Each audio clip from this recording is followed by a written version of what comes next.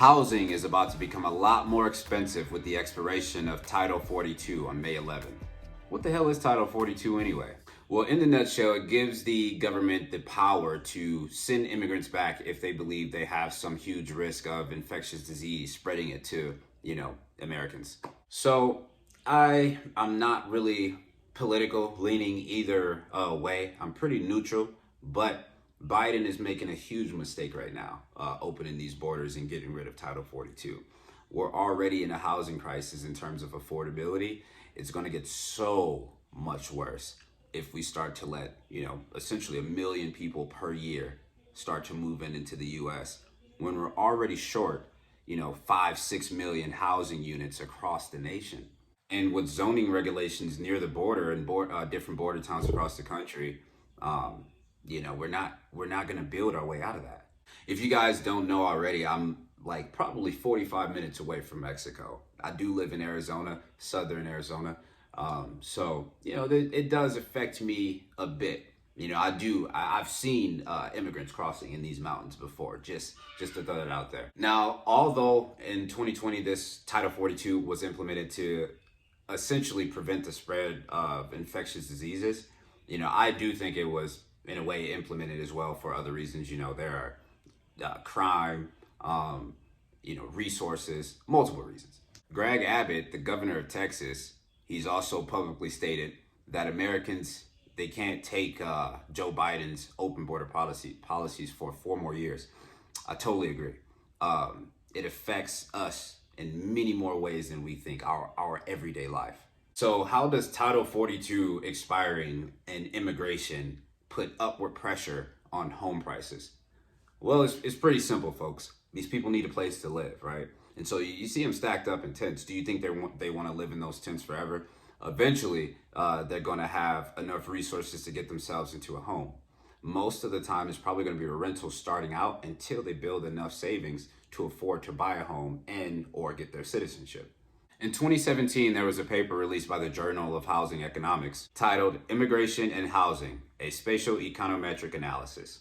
And in this paper, one of the key findings was that for every 1% increase in immigration, there's a corresponding 0.8% increase in rental rates across the nation, as well as a 0.8% increase in home prices across the nation. And the metropolitan areas surrounding those heavy migration areas, they've actually found that there's a correlation for every 1% increase in immigration.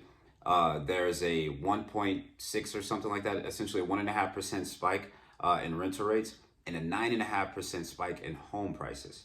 A study in Switzerland in the beginning of March, it was published at the beginning of March, they actually confirmed the same thing. And so this isn't some phenomena that occurs in one housing market around the world. No matter what, obviously, if you have more people moving into your locale, you're going to have more demand for housing, which obviously increases the price of that housing, especially in the face of low supply of affordable housing. And so as an unintended consequence to Biden opening up these borders and letting Title 42 expire, the rental market and the rental rates for Americans and the affordability for Americans will continue to get tighter. And remember, this is the guy most of you voted for, so you can't be too mad, So what do you think, guys? Do you want your rents to be way more than they already are? Didn't we think we were going to have some relief in that regard? Do you want housing to become more expensive, more unaffordable? Because we're already on that path anyway. We thought that rate hikes would have much more of an effect on housing than they actually have. Supply is still historically low, while demand is still remaining relatively strong, and we're going to see an increase in demand. And you're going to see an increase in cash buyers too.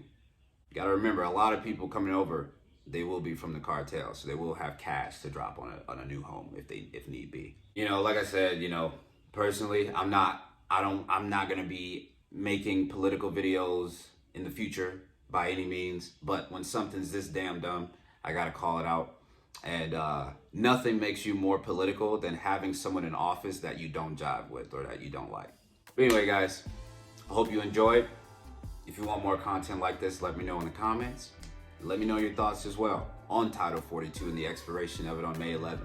Either way, keep watching, like, comment, subscribe, and I'll see you on the next one.